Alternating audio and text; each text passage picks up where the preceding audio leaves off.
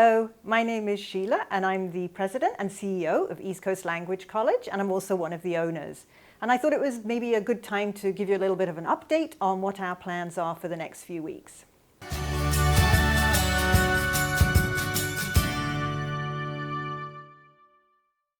ECLC ensure the quality of online classes?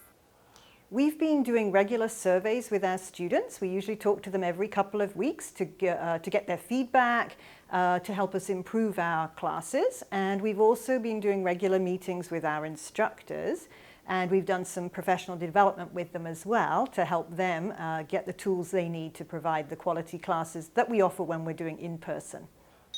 How do you help students overcome this difficult time?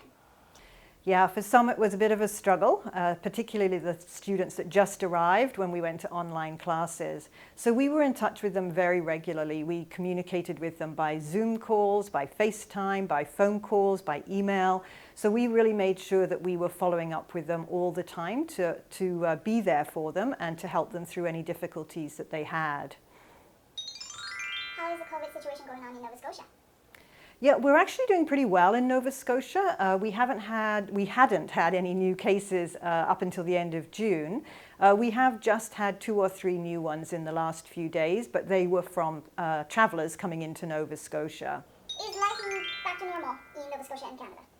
Well, life is getting back to normal in Nova Scotia, but health and safety guidelines are still in place. Businesses are open, but some of them are open completely, some of them have short-staffed, but things are getting there. And in Canada itself, unfortunately, the borders are still closed to international travellers until July 31st. After that, we don't know. What is allowed in Nova Scotia right now? Yeah, the rules are changing all the time, but right now we are allowed to get together in groups of 10, provided that it's the same group of people, and that doesn't require social distancing, and that's inside or outside. We are allowed to get together with groups of 50 now, with social distancing. Masks aren't mandatory yet, but they are recommended, certainly for indoor activities such as shopping, transit, and healthcare, and so on. What is happening next for ECLC? Well, we are starting to offer some social activities in July, which is great. It means the students have an opportunity to meet each other face to face. And we're starting to make plans for classes coming back into the school in August. When do you expect most classes to be back in person? We're expecting to have most classes back in the school in September. That's our plan now, but obviously it will depend on the health and safety regulations at that time. What are some of the safety measures you plan to implement when we're back to in-person classes? Yeah, there's a lot of planning going on right now to make sure that the school is a safe place for both students and staff, and that's our top priority, so we're taking it pretty slowly. But right now we are planning for hand sanitizers as students come into the school and staff. We'll be doing health checks when everyone comes into the school.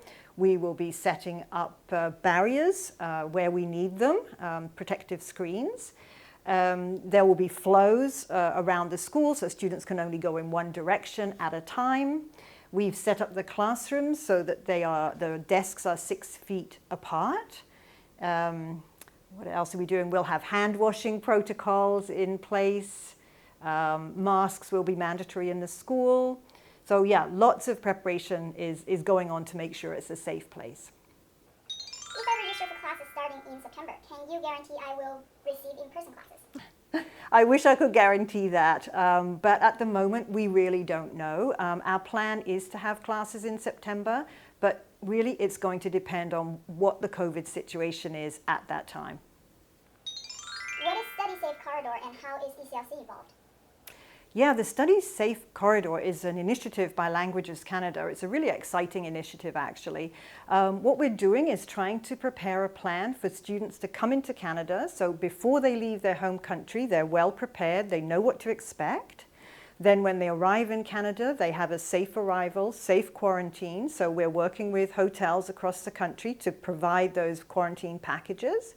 And then finally, when they move to the school, they have a safe environment to learn as well. So you will be hearing more about this in the next couple of weeks. What else did ECLC do to help the industry? Yeah, we've been quite busy actually. We've been in touch with government officials. We've been working closely with Languages Canada and EduNova, which is the Nova Scotia cooperative of education providers. And we've been doing letter writing campaigns, working on committees, and really trying to help get the word out that we need our borders open to international students as soon as possible. Certainly we know that this COVID-19 situation has been very challenging for all of us, but we are here and we are really looking forward to seeing you all as soon as possible, hopefully in September.